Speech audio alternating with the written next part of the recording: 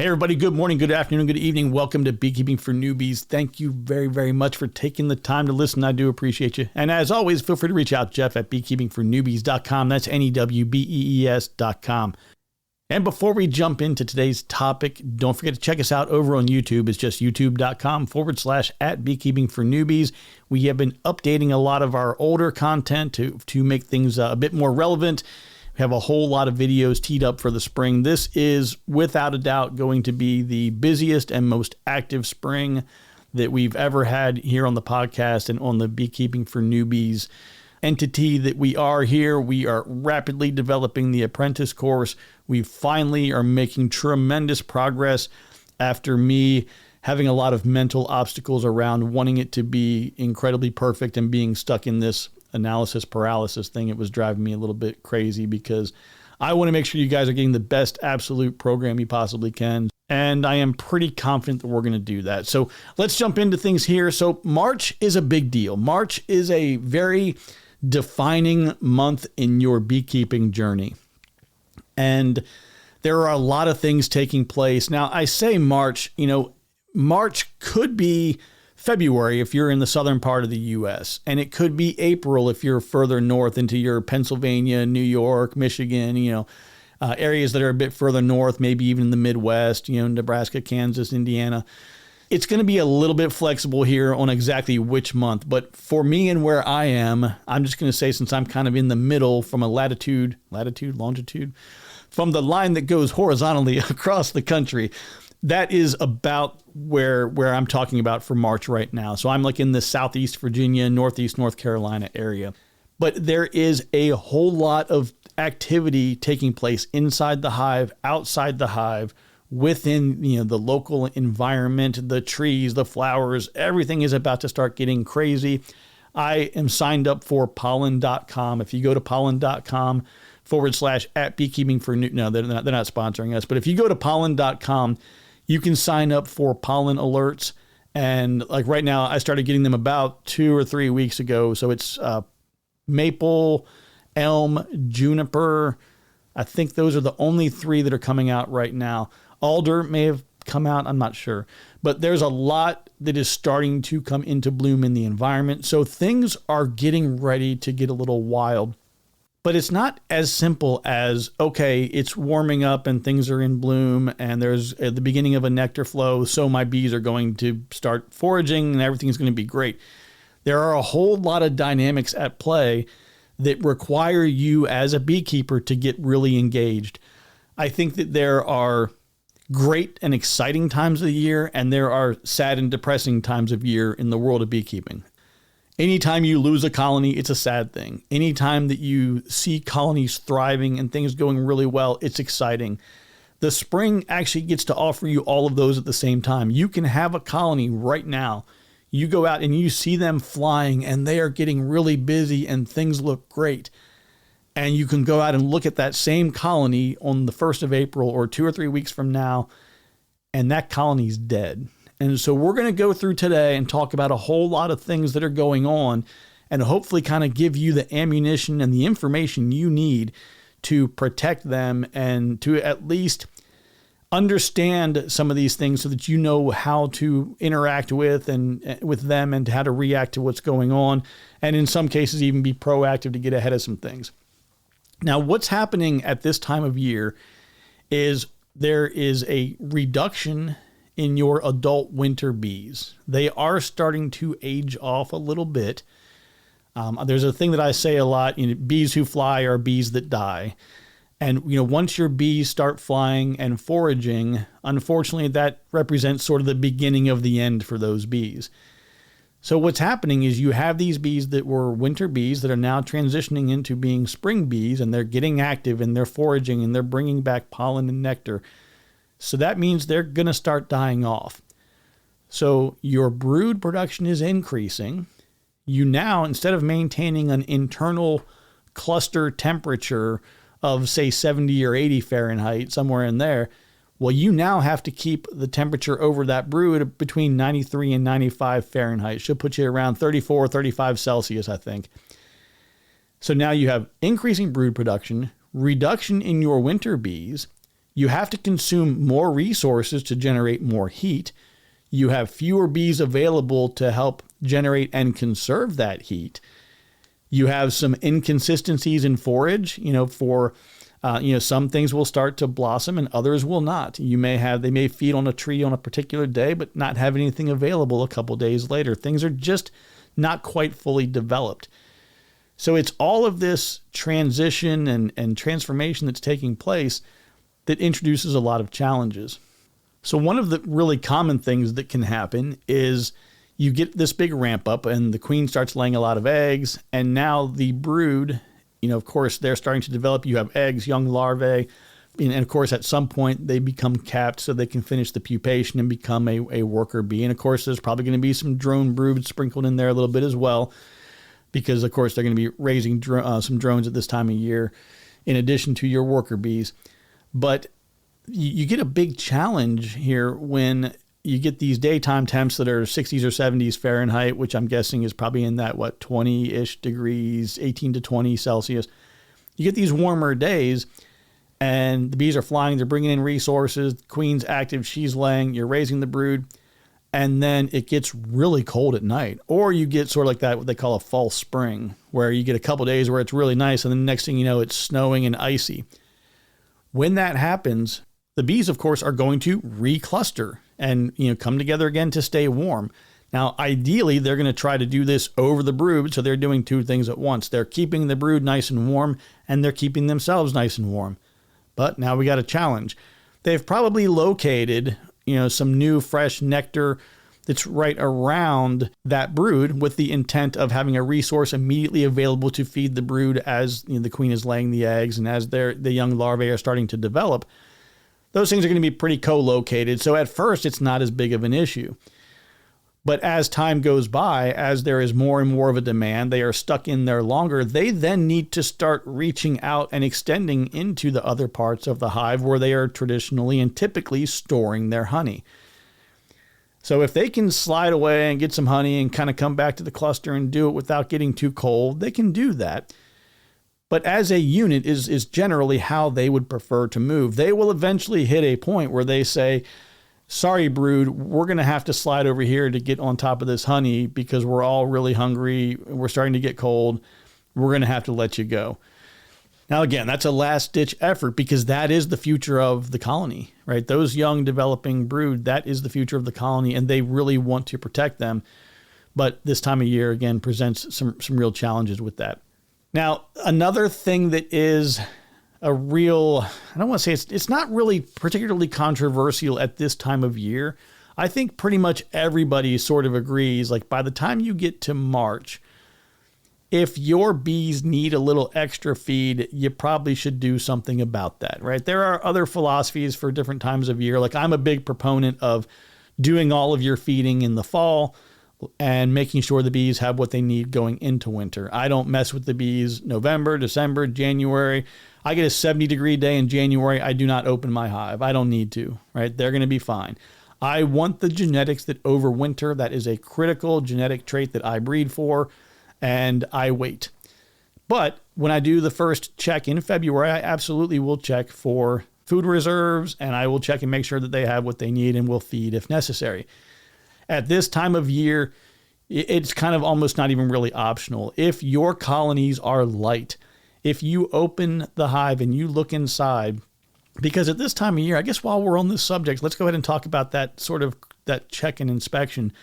If it's 50, 55 Fahrenheit, like I think it's around 15 Celsius, you're not doing an inspection. You're not going to pull frames of brood out and start waving them around and hang them on a hanger outside the hive and go on and look at the next frame of brood. You need that brood to stay warm. It is critically important. They are so very fragile. Those young developing eggs, larvae, and capped pupae, they are very fragile and they need to be kept warm. You're just doing a quick assessment. How much, if you can look in and you can see some developing brood and you can see some capped brood or whatever it might be, that's all well and good. But you need to look in there, take a glance, pull some outer frames where the honey is likely to be and see what those reserves look like and close them back up.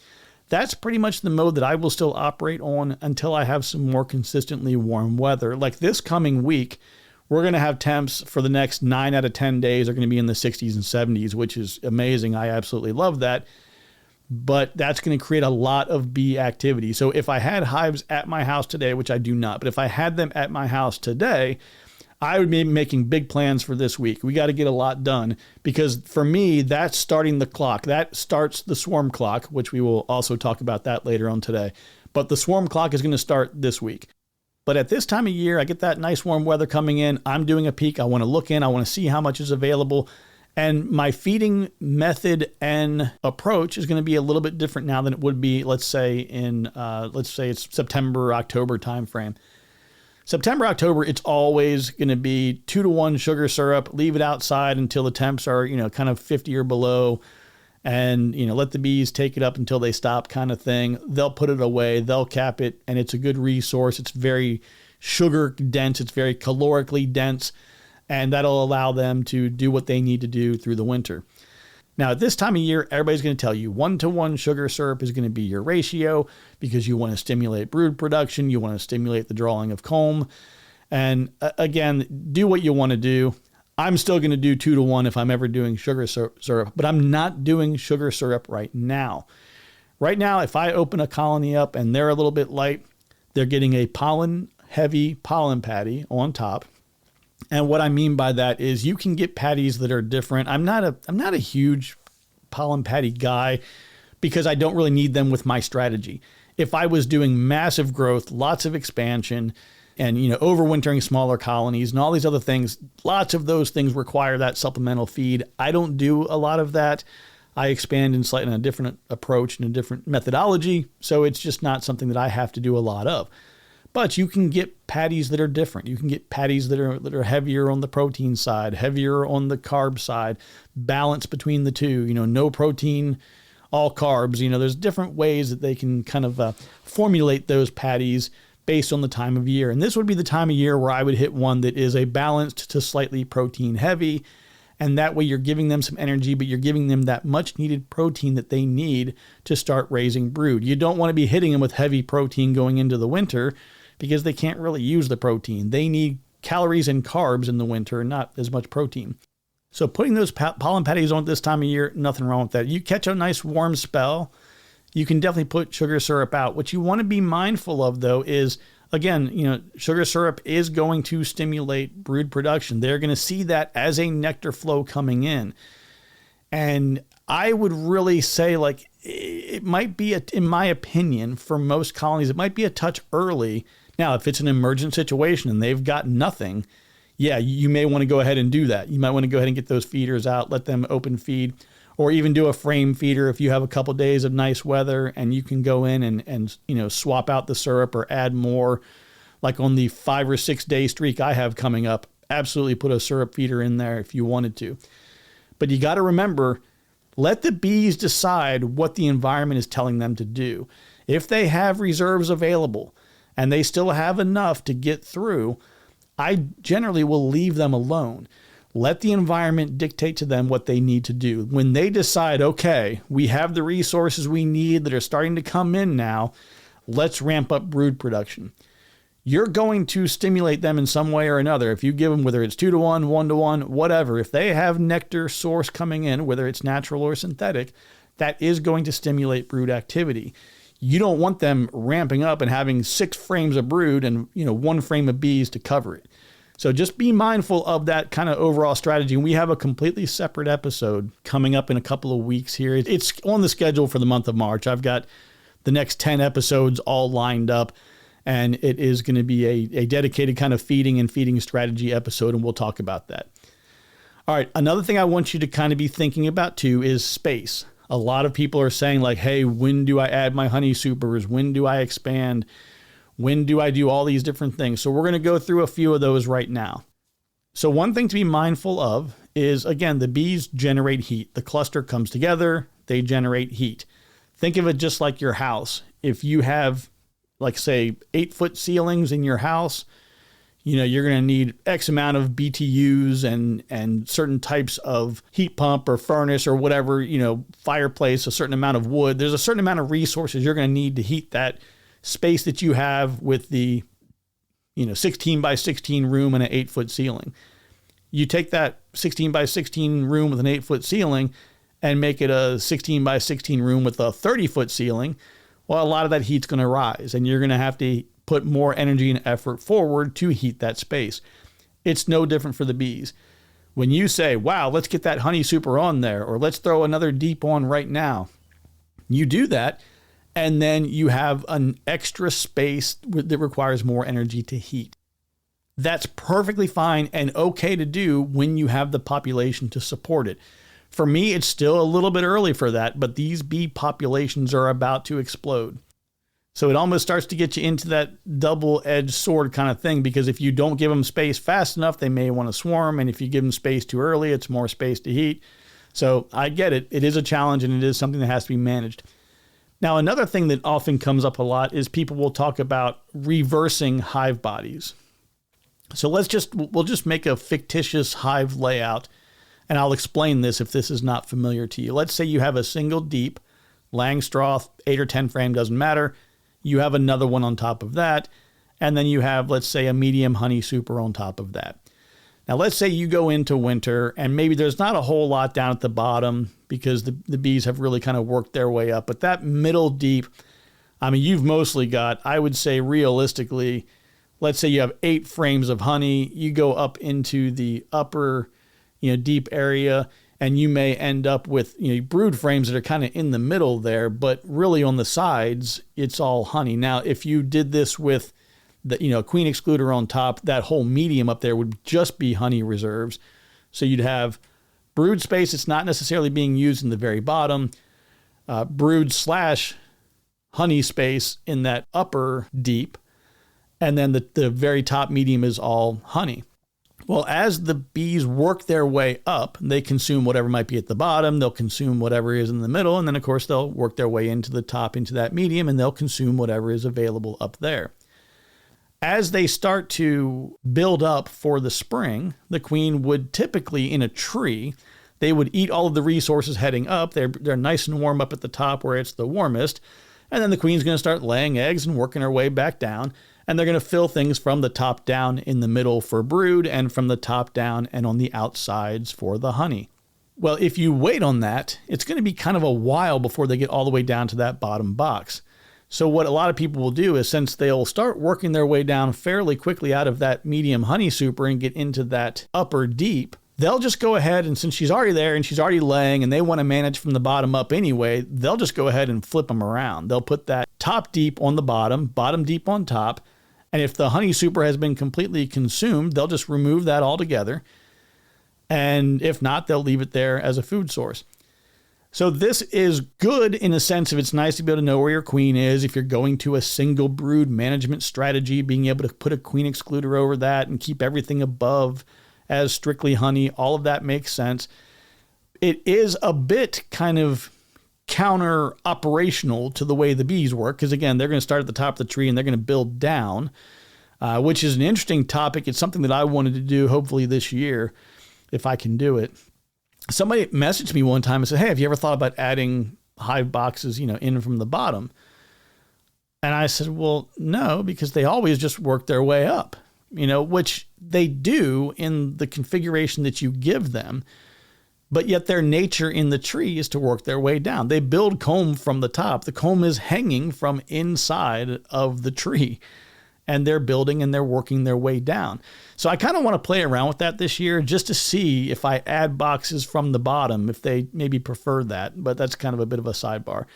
What I have done several times, though, is in that configuration with a double deep and a medium, they almost completely abandon that bottom deep sometimes. So I will take it off quite a bit. If I have a bottom deep that doesn't have honey in it, again, just more space to heat, more space to defend, more space where something can get in there and cause problems, remove it altogether and just overwinter with the single deep and the medium. But figuring out all of these box nuances and which boxes go where and when you should move them, it can be a little bit challenging. When in doubt, let the bees work with what they have, because a lot of times, and it's really tough in beekeeping, it is so incredibly difficult, because if everybody just bee kept in the same place, if we were all co-located, we could all say, hey, do this, and okay, cool. and everybody could just do what somebody who knew better than them told them to do, and everything would be fine. We are all sharing information globally. There are people who message me from other parts of the world, and they're like, well, this is what I do. And I'm like, wow, that's pretty cool. That's a neat way of doing things. I don't think it would work for me, and I maybe don't want to try it. Or I have some things that people say, and I'm like, oh my gosh, that's amazing. I have to try that. That sounds pretty cool. But not everything works everywhere, and not everything is on the same clock. So it's really, really tough. This is where I think that people, if you're interested in beekeeping and you're trying to kind of ramp up your knowledge and figure out if you want to take it on, if you like to explore and tinker and make things and build things and problem solve, and like you really want to be outside the box, beekeeping is an amazing hobby, career, whatever you want it to be. It can be really, really rewarding. If you have to have complete structure and everything is always like this and it's always done the same way, and you don't deviate from the plan and do this and every problem has an exact solution, and if you only operate in that kind of a world, you're going to struggle with beekeeping. I'm just full transparency. You are going to struggle with beekeeping. Bees are incredibly flexible. They're very adaptable, but a lot of times there are so many people that instead of just kind of saying like, hey, look, this is what works for me. I'm not sure what's going to work for you. That's kind of my approach. I'm like, hey, here's what I've done. Here's what I know for a fact works for me and has worked for me. You kind of do what you want to do. Take all the information in from everywhere you can get it, and then assemble, all that data and come up with a plan and an action strategy that works for you, and go forth and conquer. And don't worry what anybody else says, because it doesn't matter. Like, you can keep asking all day long, how do you do this? What do you think about that? And you're always going to get a variety of different answers. Just try to stay with the baseline level of best practices. That's one of the big struggles I've come up with in the process of developing this Master Beekeeper program. And I'm working this apprentice course right now. And the big struggle I'm coming up with is making sure that I'm not telling everybody, like, this is how you do it. This is the way that a general best practice is. However, where you are, these things might be different.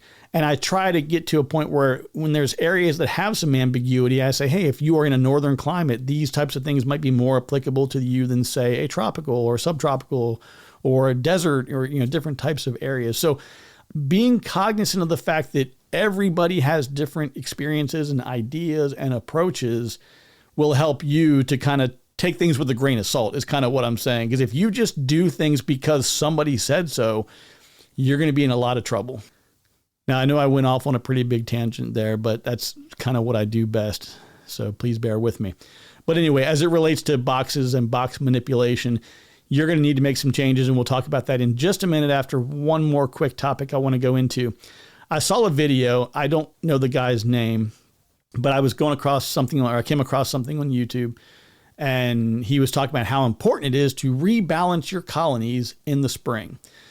Now, he said that I'm a master beekeeper from some entity. I don't remember who his master beekeeper training program was. So, I mean, obviously the guy's got experience, right? He's not just some guy who just came out and just throwing wild ideas out and making stuff up on the fly. But his position was that you need to equalize and balance your apiary. So let's just say, for example, I've got 10 colonies, all 10 of them overwintered, and 6 of them are just killing it. I mean, they're just doing amazing, just bursting at the seams. Everything is going great. Man, 4 of them are, oh my gosh, they're barely making it. The cluster is really, really small. They've got a lot of brood, can barely cover the brood. And man, it's looking bad. So his position, again, somebody taught him this, is, well, we need to go ahead and redistribute all of the resources within the apiary to boost up the ones that aren't as strong and aren't doing as well. Now, that is absolutely one approach and one way of doing things. I believe that you should be raising the genetics that you want to dominate your apiary. So, for example, if you have lots of colonies, again, we'll go back to the 10 colony example. I've got 10 colonies and things are trucking along, things are going great, and one of them is just as mean as they can be. I will destroy that queen. I will requeen that colony immediately. I used to put up with it. I used to tolerate some of those angry bees, because a lot of them end up being really good honey producers for some reason. But I don't put up with it anymore. If I have a colony that has a bad temperament, that queen is gone. I treat overwintering as a very, very high priority genetic trait. If 4 of my 10 colonies are not overwintering well and are not overwintering strong, I would much rather take queen cells from my 6 productive colonies that are absolutely killing it, destroy the queens in those 4 weak colonies, give them queen cells from known good overwintered genetics.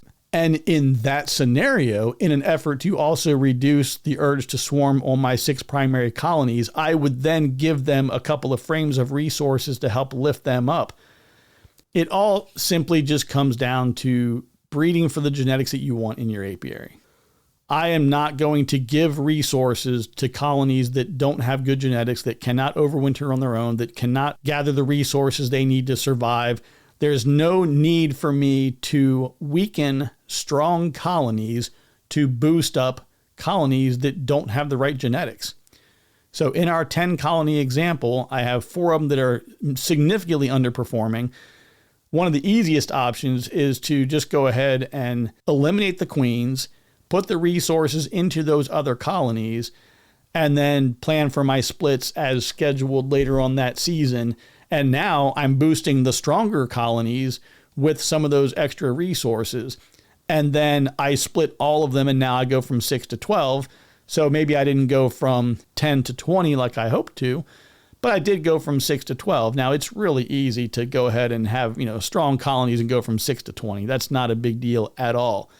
But under no circumstances are you ever going to see me taking resources from genetically superior colonies that are performing well and that are doing great and have a great future ahead of them, and giving it to underperforming colonies that are just going to waste those resources and are going to be struggling later in the year and struggling to overwinter and probably die next winter. There's just no sense in doing that, and it's just not something I'm going to get on board with. Okay, and the last thing I want to talk about here today is this swarm pressure that's going to start kicking in. And I mentioned it earlier about how with this warm weather coming up, and I feel like I'm about 2 weeks away from swarming. When that weather starts kicking in and all those resources come in, you end up with a bit of an imbalance. You have a lot of nectar coming in. You have a lot of pollen coming in. You have these foragers are out foraging. They're creating a lot of forager pheromone. And the forager pheromone is present in the hive. And in order for things to stay in balance, you need to have brood pheromone and you need to have the forager pheromone. And there needs to be that kind of balance, because as the forager pheromone decreases, the nurse bees will then say, oh, it's time for me to graduate and go and become a forager and work, not directly, but they work their way up through the roles in the hive to ultimately become a forager. But when they start realizing that there is not enough brood pheromone, but there's a lot of resources coming in, a lot of foragers, they recognize the imbalance and they're like, oh, okay, this is time for us to swarm. And these early swarm cells will start showing up. I mean, there are people who have messaged me that I've been communicating with regularly throughout the past couple of months. I have multiple people a day that I'm talking to right now who already have queen cups. They have loaded queen cups that have an active, either an egg or a developing queen larva that is inside that queen cup. In fact, there was somebody in our Discord room from South Carolina that just commented yesterday that this week they're doing splits because they've already got queen cells present. So it's going to happen fast. And if you don't stay on top of things, you won't even have your first or second inspection done, and they'll be out the door and you'll lose half of your super strong overwintered colony. And what's weird is they are still at risk. You can have this big, massive colony, all this brood everywhere, half of them leave with a swarm, and then you catch like a 2 or 3 week cold spell, and that colony is in jeopardy. So stay on top of that. Check out the queen cups. Here's kind of what I usually do with the queen cups. Now, if you're not familiar with the term queen cup, usually towards the bottom of the frame, bottom third of the frame, anywhere where you would normally see a queen cell, like in that lower third of the brood space, you'll just see a little round circle that looks like a little bit of a cup. It looks different. It's facing down. The cup is kind of coming out and facing down off of the frame versus your regular cells that are coming, directly towards you as you're holding a frame. Those queen cups The queen will lay eggs in there, and those will ultimately become queen cells.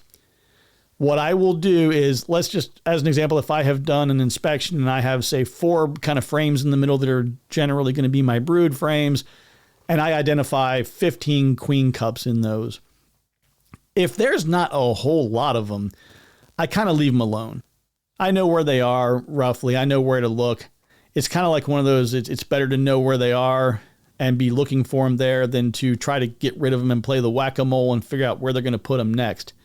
But I leave the queen cups alone. When they start to get excessive, when I start to see 15, 18, 20, like I'll start pinching a few of them closed and just leave 2 or 3 on each frame that are easy for me to see. Because if it's easy for me to find the queen cup, it'll be easier for me to later find a queen cell. Because this is a really important thing to keep in mind. As a new beekeeper, it's tough to find everything. You look at drones and you're like, oh, that's my queen. Like, don't feel bad about it. I did the same thing, right? I looked at it, I'm like, oh my gosh, there's my queen. That's the big one right there. Oh, wait, there's another one. Well, wait, there's another one. I've got 6 queens in here. No, that's just the drone. Or you'll have a worker that you look at and you're like, well, she looks kind of like a queen. And until you get good at finding queens, you're just not going to know. Until you get good at finding queen cells and queen cups and knowing what these things look like, until you figure that out, it's all new territory and it's really challenging. If you miss 1 queen cell, you can go through there and you can find 10 queen cells. And you're like, wow, I can't believe I got rid of all these queen cells. I managed to keep them from swarming. Lucky me. And then you missed 1. You just have to miss 1 for them to swarm and for that new queen to emerge and to take over.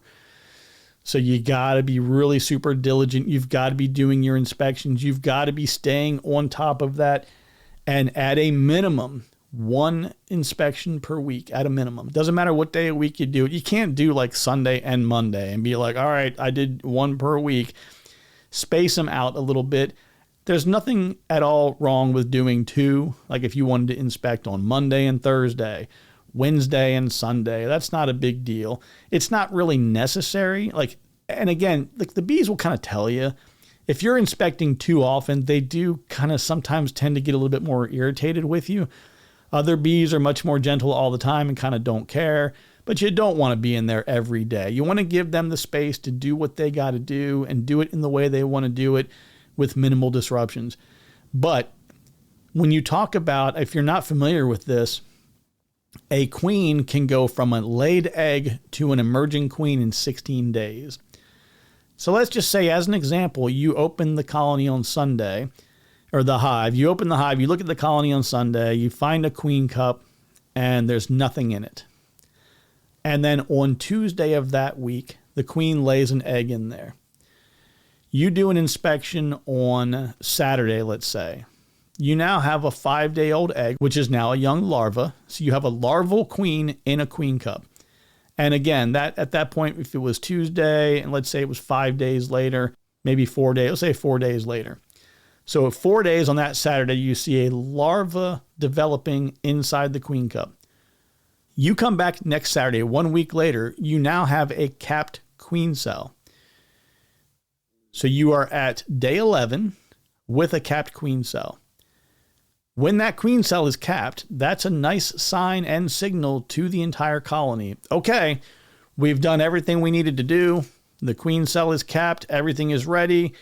We're going to get ready to start packing. They can pretty much go anytime, but I would suspect that somewhere by day 12, 13, 14, 15, somewhere in that range, if the weather permits and the conditions are right, they are going to swarm. So as soon as you see that capped swarm cell, your time is kind of out. You're in a tough spot. And we'll talk in a separate episode. I do have an entire episode talking about swarm prevention and swarm prevention basics. But what I want you to be keeping your mind on, or be on your mind and be thinking of right now, is that there is so much expansion, and these queen cells, if you just miss one, you can lose the colony. And we're going to talk a lot more detail about that later on. Just keep your eyes open, look for them. They look like Mr. Peanut. Like you think about Mr. Peanut, the guy on the Planters Peanut thing. It looks like little peanuts kind of hanging off of your frames. I'll kind of abandon a lot of the detailed discussion on that now. I just want you to be thinking about the fact that your colony is going to want to swarm. It is their natural reproductive process to swarm in the spring. They're going to try to do it, and you got to try and stop them. Okay, everybody, so key takeaways here. March is a really, really busy month. There is a lot going on. It is a dangerous time of year. Your bees are probably most at risk in that February to March timeframe in a lot of places in the U.S. and the Northern Hemisphere. So pay attention to what's going on. Do quick checks when it's cooler. Do inspections when it's warmer. Keep an eye on the brood. Keep an eye on their food resources. Feed as needed. Be mindful of swarm activity. Be mindful of anything that I've talked about in this episode, because it all can happen, and it can happen fast. We've got about 10, like I said, I've got 10, 12 episodes of notes that are completely done. I've got, I think it's 57 questions that are already on a list to start attacking in Bee Buzz episodes. So I've got a Bee Buzz episode coming in this week. It'll be released on Thursday, talking about some of those questions, and we'll just knock those questions down as quickly as I can on multiple episodes. But we have episodes coming up on swarm trap, first-year beekeeper activity, choosing hive setups, lots of details about frames, feeding systems, your Varroa strategy, installing bees. All this stuff is on the way. Now, and remember too, please, this is a viewer and listener-funded podcast and YouTube channel. So we definitely appreciate any and all donations you can to help support the cause. We do not have any big corporate sponsors or anybody who just rolls over big chunks of cash to us. So we certainly appreciate your support. Check us out on YouTube. It's just youtube.com/@beekeeping for newbies. And as always, take care, be kind to one another, and remember that I love you, and there's nothing you can do about it. We'll talk to you soon.